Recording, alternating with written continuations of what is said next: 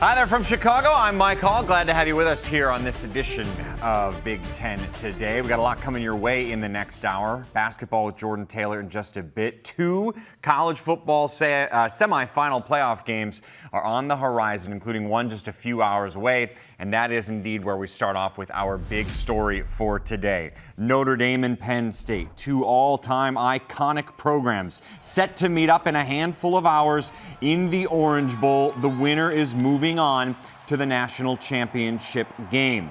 This is the latest in a calendar year Penn State has ever played. It was previously January 3rd of 2006, again when they played in the Orange Bowl. And this will be their 3rd top 5 matchup of the season. The other 2 were Ohio State and Oregon. Each they lost by 1 score.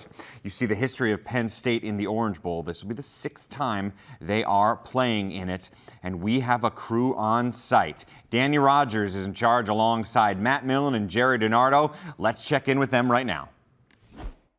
Thanks so much, Mike. We are counting down the seconds to tonight when 2 of the most storied programs in college football will square off against one another. Penn State and Notre Dame in the college football semifinals. We have got a lot of things to dissect about these 2 teams. One thing that they have in common is 2 defensive coordinators that both at one point were head coaches, and Tom Allen for Penn State and Al Golden for Notre Dame. That has got to help these head coaches out a lot in different ways. Really different ways, right? You've got Marcus Freeman, who's a first-time head coach. He's trying to learn how to be a head coach. He's obviously a very good student and doing a very good job. But there's times he may go to Al Golden, who's been a head coach, and ask him for advice about some head coaching issue.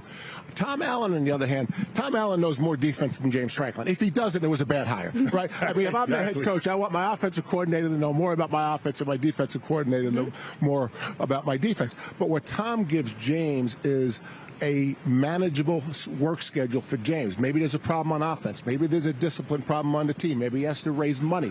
So when you have someone like Tom working for a veteran head coach, that's different than Al Golden helping Marcus Freeman. I don't think there's any question. And when then you take into consideration the character of Tom Allen. But Tom Allen is one of those guys, if you want the real answer, ask him.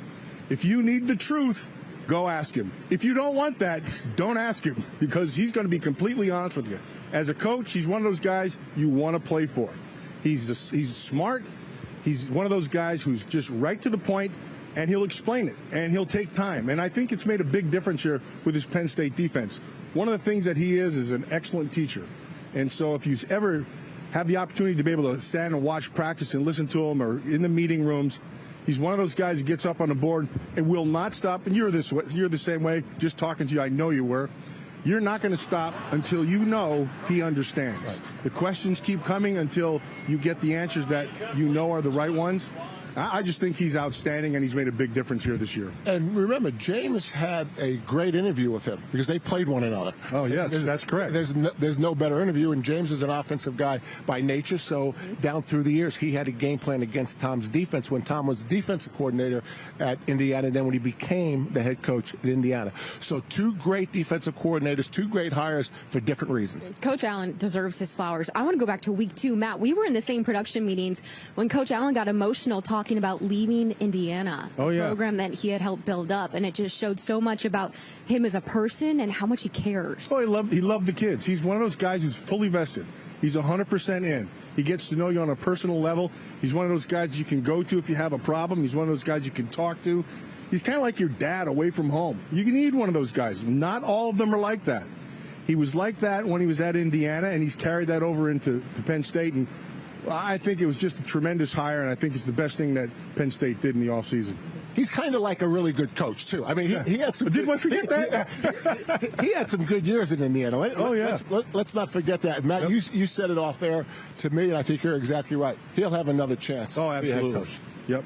All right, one of these teams, one of these defensive coordinators will advance to the national championship game. What is the number one thing you have your eyes set on when you look at this matchup coming up? Danny, I go back to the quarterbacks. I can't imagine in a big game that the 2 most important people on the field, including the coaches, are the two quarterbacks. So I'm going to stick with the quarterbacks and who plays better. And that's a very fair point. But if they don't block in front of them, those quarterbacks' decision-making becomes really, things get tight out there. And so these offensive lines, to me, that's going to be the key to this game. If you can run the football, if you can protect the passer, the team who does that better is going to win this football game. How about we can join those two, the quarterbacks and the 10 other people that have quarterbacks? Sure. Does that work? Yeah. Coming from two guys who played in the trenches, both of these teams right now are averaging over 200 rushing yards a game. Do you love hearing that? No. Why not? A defensive guy, like, if you don't hold them under 100 yards rushing, you didn't do your job. Fair. But that's just for another time. Really? Yeah. I believe that. 300 yards would be better. Set the bar up real high right now. Can't help he's an offensive guy. Well, we talked so much about these offenses, and we talked about the DCs on this team. Defensively, what do both of these teams hang their hats on? Pressure. I mean, it's going to be 5 or 6 man pressure. It's not going to be a lot because no one pressures 5 and 6 man pressures a lot. But do they get home? And again, the challenge that Penn State has is they're going against a mobile quarterback. So Tom Allen's going to have to be a little careful when he gets after Leonard. I completely agree. They may even use a spy at times. That can help. But then that takes a guy out of coverage. So one of the things you want to be able to do, you have to get pressure with 4. And if you can't, then you have to bring more. So it's always about numbers.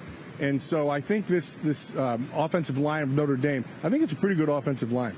I think you're going to have to bring more than 4 guys in this. So coverage is going to be really important in this game as well. Both these teams favor man-to-man coverage. It's going to be really interesting. Notre Dame coverage on Penn State tight end Tyler Warren is going to be massive. Over 1,100 receiving yards for him. He has a majority of the receiving yards here on this Penn State offense. How does he get those contested catches in this game and hopefully lead Nittany Lions to a win? Yeah, I think as important as how many times. Mm-hmm. You know, there's been games when Tyler's got the ball a bunch. There's been times when he hasn't gotten it. You never know where he's going to line up. You have a little bit more preparation. So Andy Kotelnicki probably could game plan a little bit more and put a little bit of a package in for Warren. But it's how many times they get him involved in the game. Yeah, here's the thing that impresses me about Tyler Warren. He reminds me of a guy I played with. You know him. His name is Dave Casper. Now, Dave Casper was a Hall of Fame player, but they had the same kind of mentality. Dave, you just gave him the job. He didn't ask any questions. He just did it.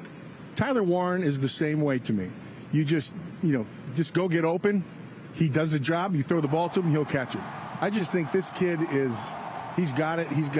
Obviously, the next level player. He's going to do very well at the next level as well, but I think he'll present a problem here in this game. Drew Aller, quarterback of Penn State, will be the one throwing to Tyler Warren. What does Aller need to do in this game to impact it? He's got to be really protective of the ball. You know, quarterbacks have to understand an incompletion is okay. Don't force the ball. But to go back to Matt's point that he's been wearing me out about, the offensive line of Penn State is pretty good. They've got to protect them. I mean, you talk about the most important position is the quarterback. Those other 10 guys, but maybe, to Matt's point, the other 5 guys better protect Drew Aller. Yeah, absolutely. And here's the other piece of the puzzle. So if you watch Drew Aller from last year to this year, what you really saw was a big step forward when he's pressured and he'll take off and run now, where before he didn't. He'd hold on to it a little bit too long. Right now, is he a great runner? No, but he's an effective runner, and that's all you need to be. Just get him out of a little bit of trouble, pick up some yards if you have to. Don't take a big loss and move on, and I think he's improved there in that game. Jerry, you mentioned incompletions are okay, a.k.a. mistakes are going to happen. This is one of the biggest stages that all of these players have been on in their football careers. How much is everything off the field just as important as on the field coming into this? I don't think it's all that big a deal. When you play at Penn State, you're going to go through these times. You play at Notre Dame, you're going to go through these times.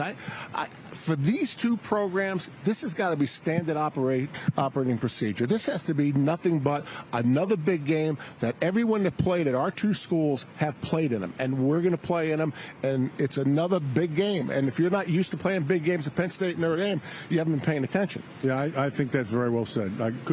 I couldn't say it any better. Mm-hmm. You come to these universities to do that. You came here to play in games like this. That's why you signed up. And now you have your opportunity. Jerry, Penn State wins if? Drew Aller plays a better game than Riley Leonard. Matt? I agree with that. And defensively, they got to hold it down. And the Drew Aller will have to find more than just Tyler Warren. Alrighty, there you heard it. Plenty of nuggets, lots of breakdown from the guys. We'll be enjoying this weather all day long. Yes, we will. Mike, good luck in Chicago. Let's send it back to you. Nice laugh, Jerry. Thanks for that, Danny. A reminder, when the Orange Bowl is done, flip over here to the Big Ten Network. We will have everything you want, post-game reaction, as the Penn State Nittany Lions take on the Fighting Irish of Notre Dame. Cotton Bowl is tomorrow night. It'll be another top 10 matchup for Ohio State. It is something they're used to. They have more than anybody else. We send a crew to get ready for this other college football playoff semifinal, headlined by Ashley Adamson.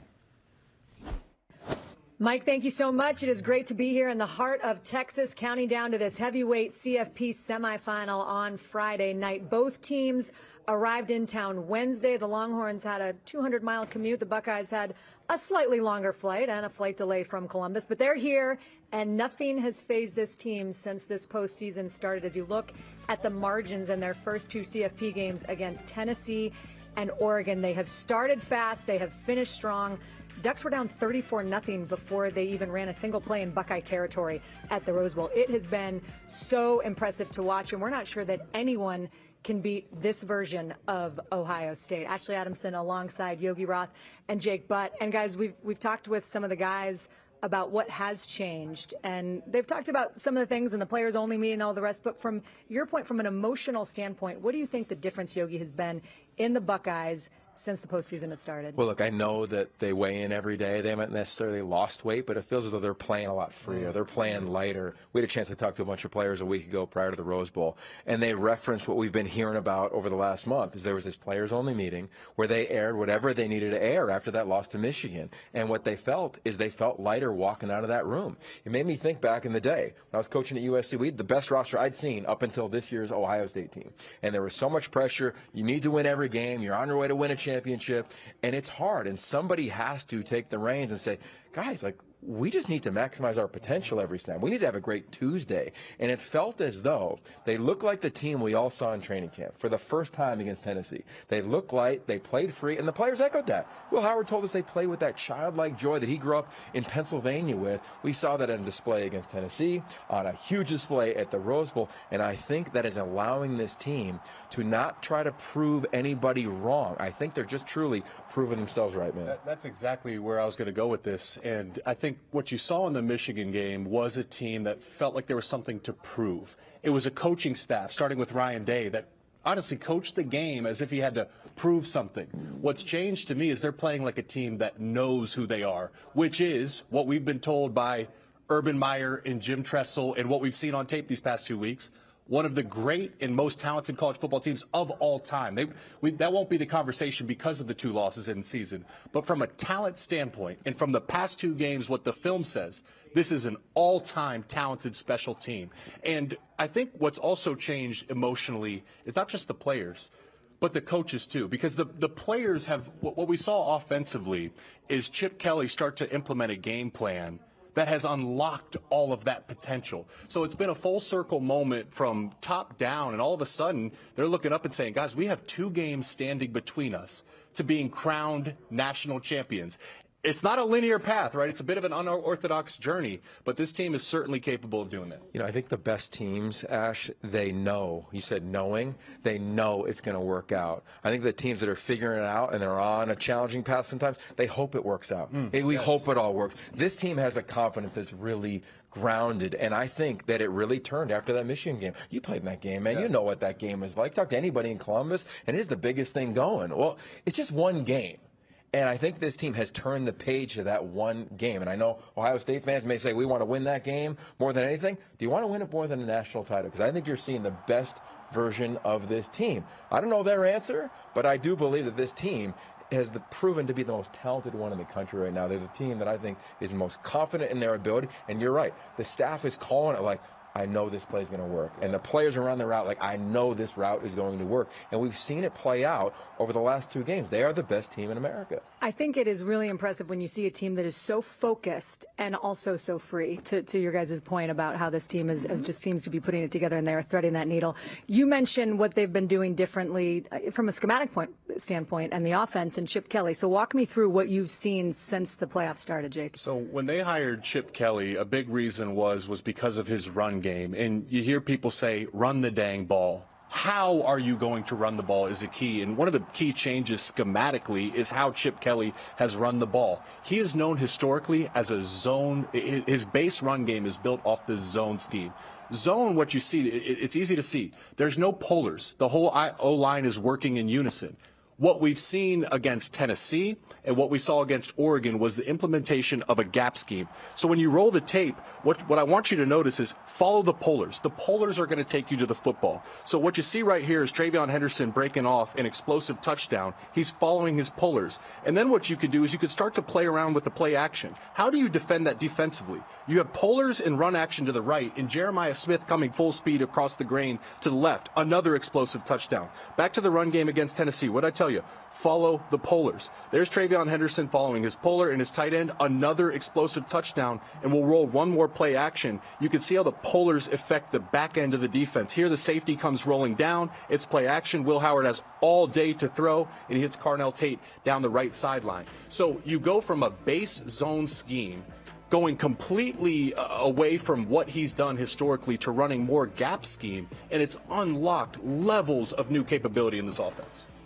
And then defensively, we had a chance to talk to Jim Knowles, and you asked him about it, the way they're using Caleb Downs. There was a lot that was made about how the defense changed after the Oregon game, but Yogs, what do you see on that side of the ball? Well, it helps when you've got this dynamic defensive front. I mean, this was a pretty decently high-pressure team, about 35% in their first 12 games of the season. Since the playoffs started, Jake, they're pressuring around 10, 11% per game. And Ryan Day joked with us after the Rose Bowl, where he got on the headset and said, hey, Coach, are we going to blitz at all? Yeah. And he's like, don't worry, I think we're good. They were good. 12 TFLs, 8 sacks against the Oregon Ducks. A big part of that, though, is also not just the guys up front, but it's the back end. You reference Caleb Downs. So take a look at the game in the Rose Bowl. Caleb Downs, he's playing a deep safety. 2 high safeties. You'll see him be able to play a half or come in and fit in the run game. There'll also be times where he'll start as kind of a middle safety, almost like a middle linebacker. He can come down and fill in the run game, and it opens up other players as well in the secondary. In this play, Lathan Ransom absolutely blows up the Oregon running back, and I think this secondary is really working in unison. And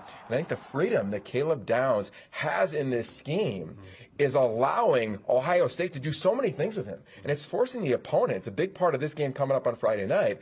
How do they account for Caleb Downs? If we were calling it, I guarantee we'd be circling Caleb Downs and saying, who is going to block him on every snap? Not if he becomes available or if he becomes a threat, you block him. You have to account for him, and the way they move him is such a challenging element for the opposing offenses. Cannot wait to see what Steve Sarkisian has dialed up for Caleb Downs. So we talked to Jim Knowles today, and we kind of asked him about this, and he called Caleb Downs a problem solver. So like football, actually, it doesn't have to be that complex. You can just break it down to basic mathematics.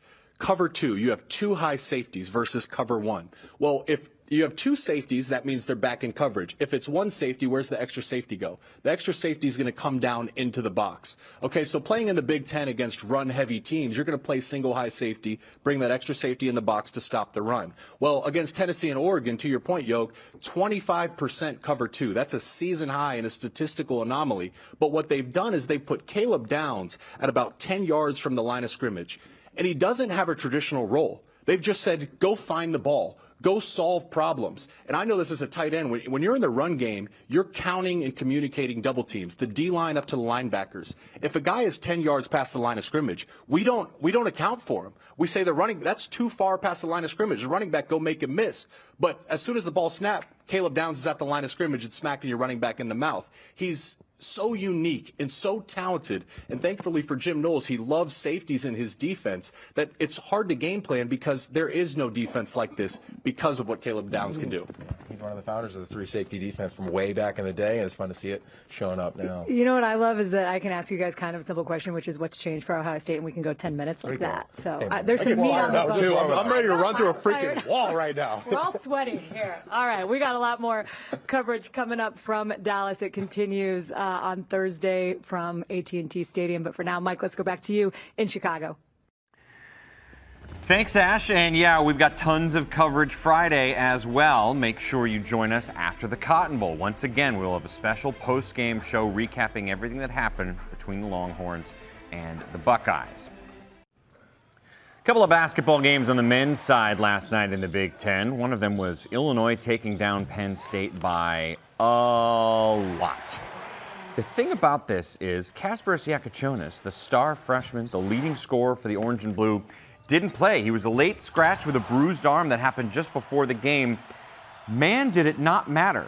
They won by 39 points. And here's the other thing they did. They rebounded like crazy. 57 boards. That was the most they had in a conference game since 1995. They've got 7 wins this year by 30 points or more. Nobody in the country has more than that. And it was the 5th largest conference win in the history of Illinois basketball. Jordan Taylor is joining us now. The more and more that I watch Illinois, the more I'm not only impressed with them, I think they're maybe the favorite to win the Big Ten and have a chance to go really far in March. Yeah, well, the problem with the Big Ten is I think I've said 6 different teams are the favorite in the last 2 weeks. But certainly Illinois right now, you mentioned it, 57 rebounds to 32 for Penn State, 19 offensive rebounds. Everybody on the team who played, I think except 2 guys, had an offensive rebound. I've never seen that before in my life. They beat up the glass. The way they do it, you know Brad Underwood's teams are going to get on the boards. But when you do this and you're just physically dominant, you see Morris Johnson Jr. doing it. Ivisic is doing it. They literally get it from everywhere. And then when you add in Kasparas Yakachonis is gone, it's just another way for them to win. You get Ben Hemmerkaus. He comes in, 19 first half points. The thing that offensive rebounding does is it allows the guards confidence to shoot the ball, right? So if I'm out there and I'm just letting it fly, I ain't got to worry about it. If it doesn't go in, I know somebody's going to grab it, kick it back out to me, I'm going to let it fly. So Illinois, if they can keep that up in that fashion and then you add in Hummerkaus, I think we were watching Illinois this week and the great Mike Hall said that if you get that from Hummerkaus, even 12 points a game, they're going to be a really tough team to beat. And then you add in Kylan Boswell, as good as he is, he's probably having one of the worst statistical seasons of his career in terms of shooting the ball, but he's a dog. He's been everywhere. He's guarding the other team's best player. He's getting offensive rebounds. He's getting steals, assists. He's doing it all. So if Illinois has that consistency from everybody outside of KJ, then yeah, they might be the favorite. Well, that's what's really scary about Illinois if you're a different Big Ten team, is you brought up like 6 different names just now. And they all have the potential to score 20 points and do something else. Boswell has a triple-double. Trey White's getting double-digit boards here and there. Morez Johnson had 11 boards along with the 20 points. But I really think Ben Hummerkaus is the key. It feels like that's the guy that Illinois fans, up until like 2 weeks ago or maybe a week ago, we're kind of like, I don't know if we've seen his best yet. We're starting to see his best. 19 points, like you said, in just the first half when they were missing their best player. That's clutch performance. Yeah, Coach Underwood talked about, they have a next man up mentality. Like obviously Coach Bill Belichick made that famous, but it's always easier said than done. The beautiful thing about Illinois' roster construction is it truly is that. If he's getting going, it's an easy plug and play when you bring back Kasparas Yakachonis because they complement each other so well. Other teams, it might not be that way, and we'll talk about that later, but, Coach Underwood is going to have what we call first world problems. He's going to have to figure out, how to keep the rhythm going, maybe get the ball in Hummerkaus' hand a little bit more while keeping KJ efficient. But then there's another name, Will Riley, a guy who started off the season freshman on a blaze, on a trail. He's tailed off a little bit, but obviously 11 shots last night. You saw him become a little bit more aggressive with KJ out. That's another tool in their belt. And then you add in Trey White, who started slow, and he's coming on late. So to your point, all these guys, 6 different guys, but Hummerkaus, I think, if he is the key, he is the key. And if he continues on this path, Illinois could be a Final Four team. I mean, think about Will Riley. He's maybe the most talented guy. He's an NBA-type player. And yet he wasn't even brought up in the first 6 guys that we mentioned. Trey White, by the way, the last 3 games, 20 points, 17 points, 20 points against Big Ten competition. Against Big Ten competition on the road. Yeah. On the road doing his thing. And another name we haven't even got to really, Tomislav Ivisic. He hasn't even scored in double figures in a Big Ten game. He averages 12 points a game on the season, leads them in rebounds. So Illinois is deep. They're scary. If I was a coach, I wouldn't want to have anything to do with it. I'm an analyst, and I still don't want to have anything to do with it because they're so hard to prepare for. But they got a really, really good team, and they're fun to watch. And the scary thing about them, too, is their defense is getting pretty good. This is a Penn State team that averages 86 points a game. They had 52 against Illinois in this one as they go down. The other game from the evening was USC taking on Indiana, and it was an Indiana victory by 13 points. Umar Ballo continues his impressive run, 23 points for him on the day. It was another victory for Mike Woodson and company, who are now 4-1 in conference play. Here's the Indiana head coach afterwards. What did you think was the difference after the first 10 minutes? What changed for you guys? Well, I mean, I thought our defense, we subbed. The guys came in off the bench and gave us some positive minutes. I thought Tucker and K9 were really good coming off the bench for us. And we're going to need that. Hey, sometimes I know McKenzie struggled tonight. Wasn't his night. Hey, he'll be back in there ready to go the next game. That's just how we got to play. Umar now with his third straight game of 17 or more. What's been different about him over this stretch? Well, we featuring him, and he's a big guy that can demand the ball, and he finishes pretty well around the bucket. And if he continues to make free throws here and there, I'm pretty happy about that. He's still got to rebound better, though.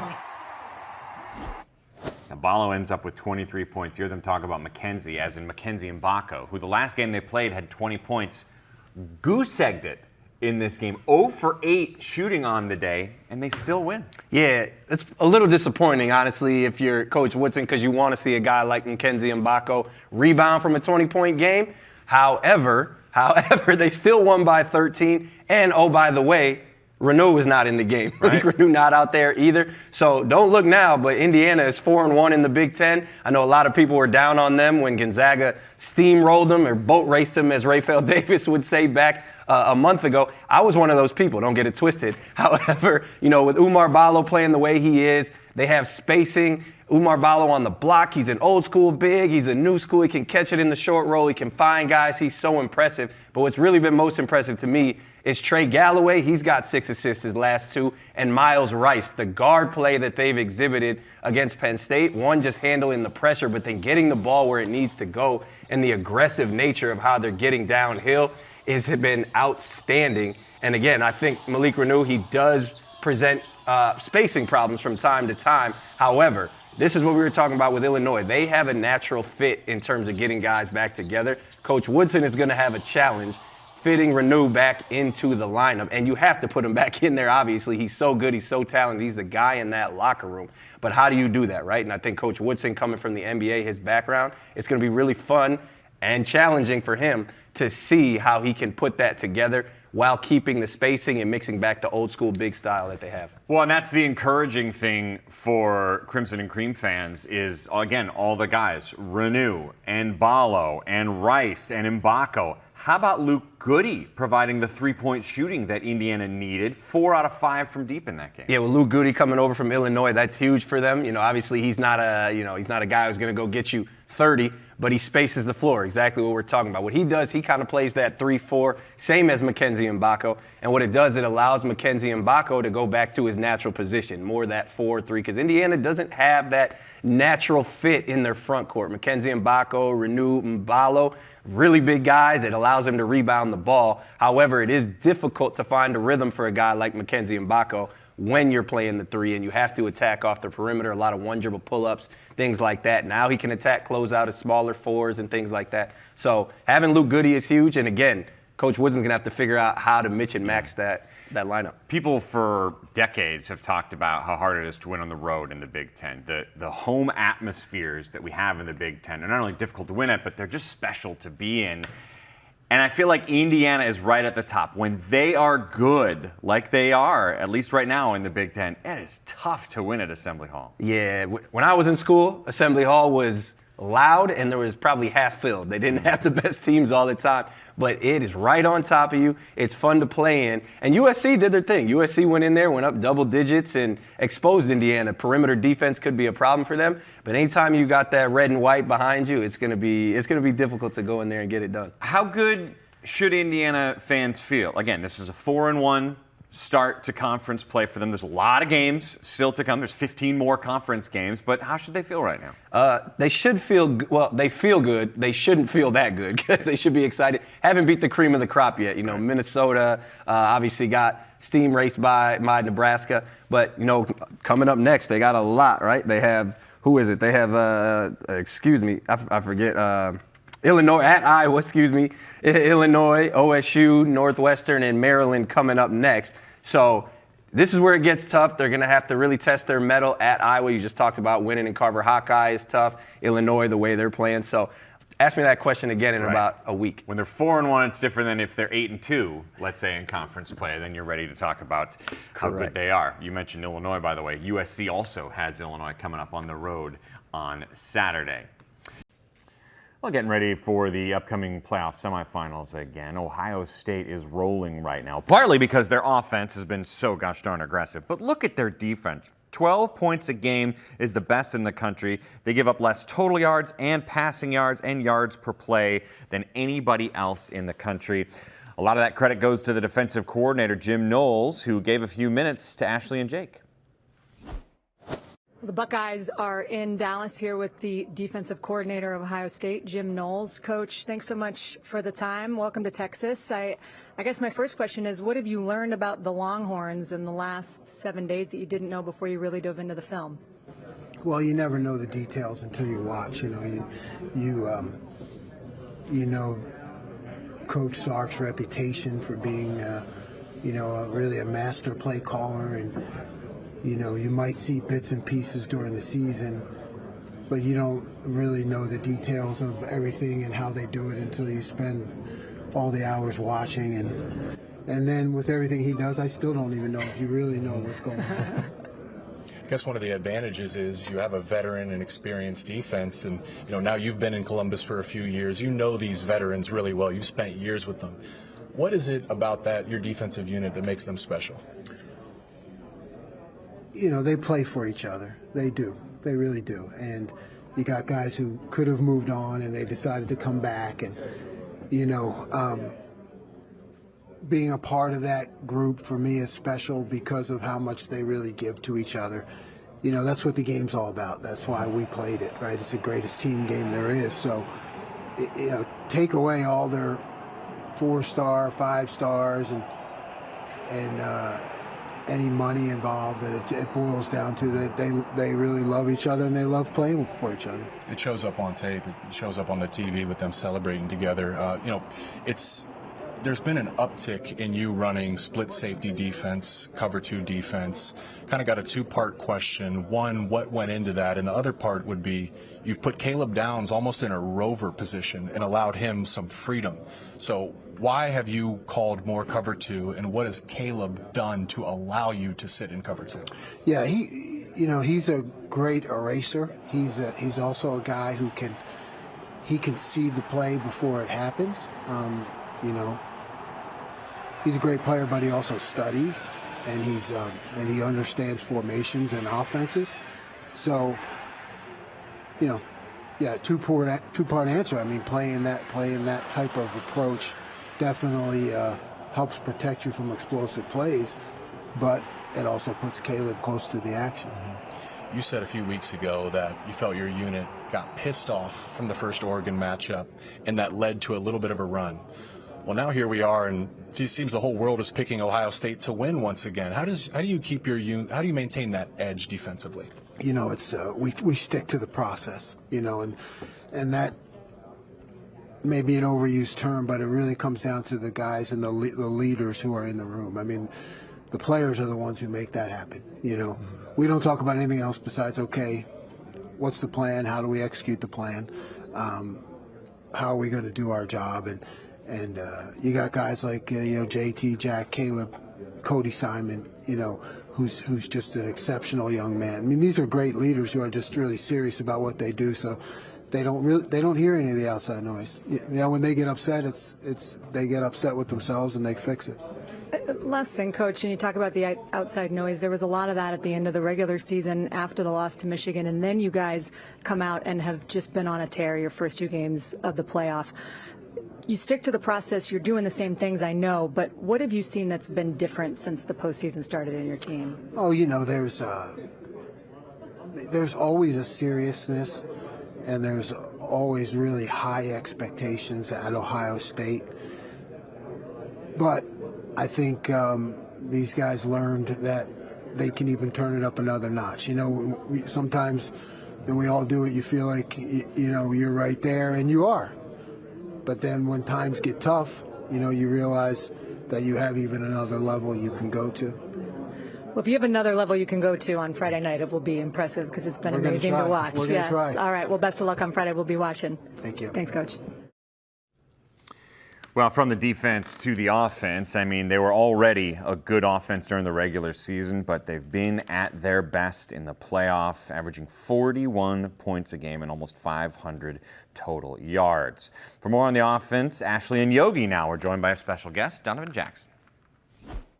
Here with the All-American offensive lineman, Donovan Jackson. Welcome to Texas. Welcome home to Texas, I should say. Houston native. I know you got a lot of friends and family coming in for the game on Friday. Yeah, I have around about 22, 23, so I'm really excited. I love it. I think, Donovan, about all of the reasons why you guys are on the stage and how you've gotten here, and maybe right at the top of that list is your move from guard to tackle. Walk me through what it was like to decide to take on that challenge and what it's been like as you've taken on that position. Yeah, so after the Nebraska game, it's no secret we have a lot of guys banged up.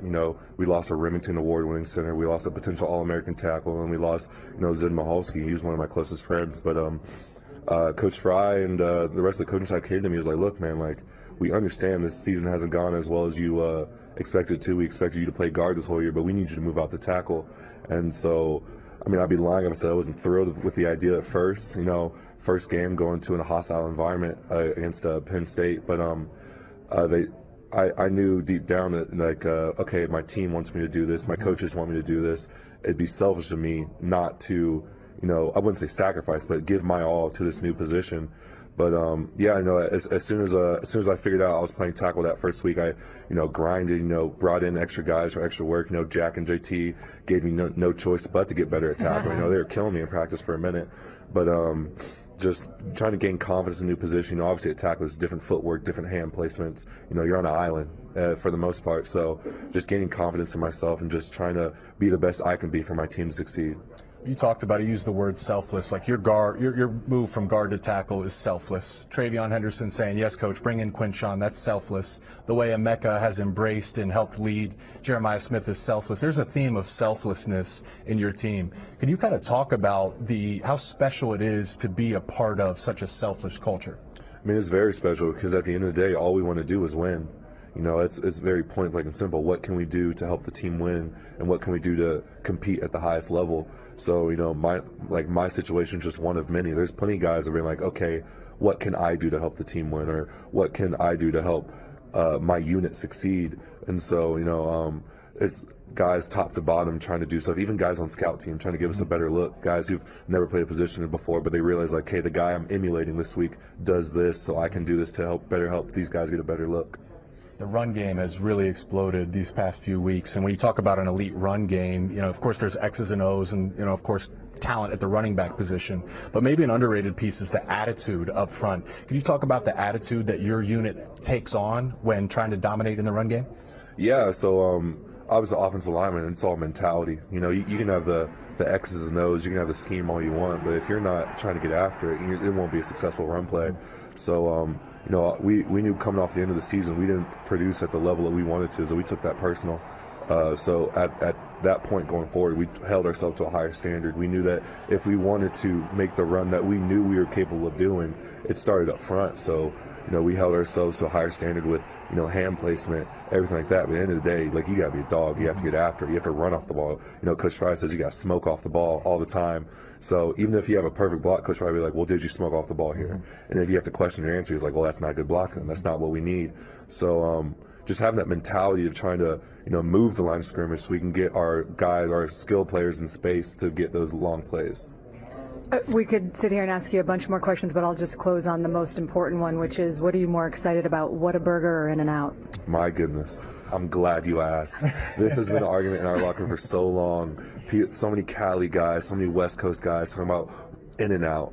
No. It's all about the orange W. I cannot wait after this interview to get a patty melt, large fry, maybe a chocolate shake. I have to talk to my nutritionist about it, but I will get a patty melt, and I'm very excited to indulge in one. I'm excited for you. Can we come? I think you just sold it more well. the merrier. Yeah. The more the merrier. Good stuff. Best of luck on Friday. Thanks for the time. Thank you. That's it.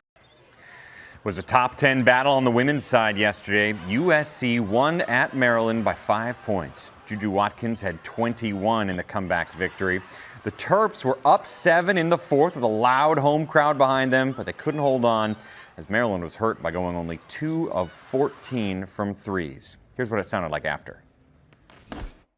To come here, ton of respect for Maryland. You know, they've won 6 out of the last 10 Big Ten championships. We know that a lot of stuff goes through them in the Big Ten, so we take that really seriously, and they're a great team.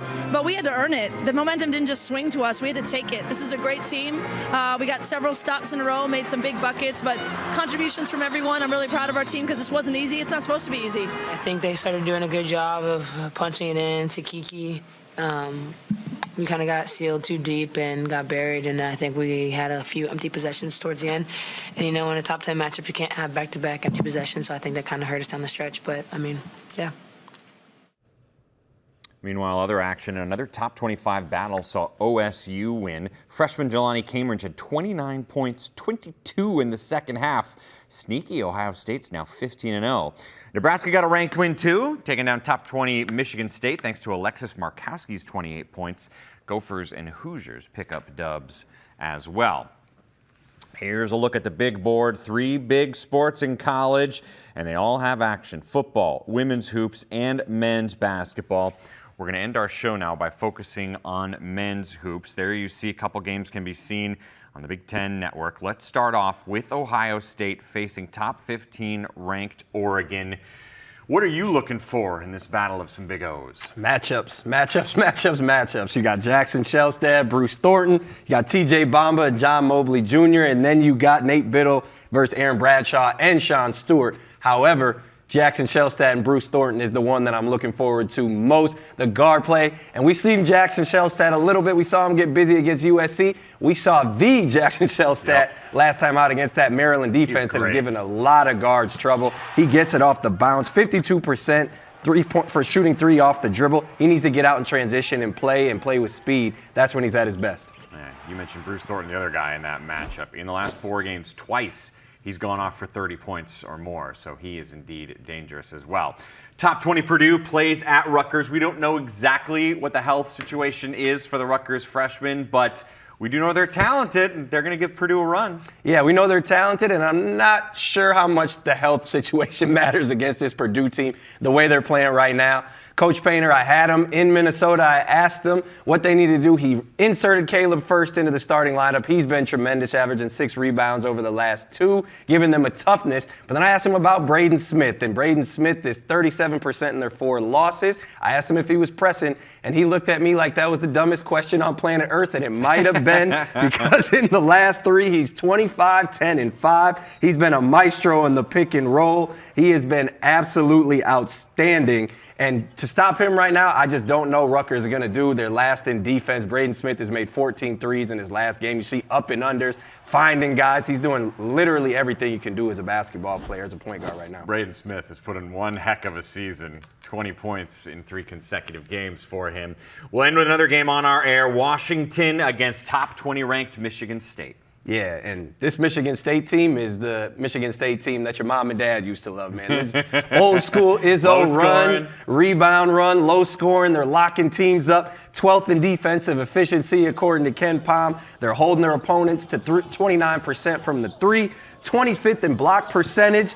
And then they got the 2 bigs that are doing their thing. They're out there showing on the ball screens. Booker's out there. Zapala's out there. Jackson Kohler, not the most athletic, but he's out there showing on ball screens. They're harassing guys, getting out in transition a little bit. Still can't hit the broadside of a barn from 3. But right now, when you're doing that defensively, it doesn't matter too much. And Great Osobor, who struggled a little bit, the guard play from Washington has gotten better and better. DJ Davis, Zoom Diallo, they're going to need it. But Great Osobor, with those bigs of Michigan State, he struggled to finish around the rim this season. We'll see what that matchup looks like, but he's going to have to find a way to get productive. You mentioned DJ Davis. He went off. 31 points, 7 threes. Remember, Washington gave Illinois a real run. That game was tied in the final minute in Champaign. Yeah, Washington beat Maryland last weekend, and then they gave Illinois a run. The guard play is the key for that, and DJ Davis, Zoom Diallo, they need to be consistent for Washington to stay on pace. But they're taking on a hot MSU team, winners of 7 in a row. That'll do it for us. For Jordan, I'm Mike. Thanks for watching.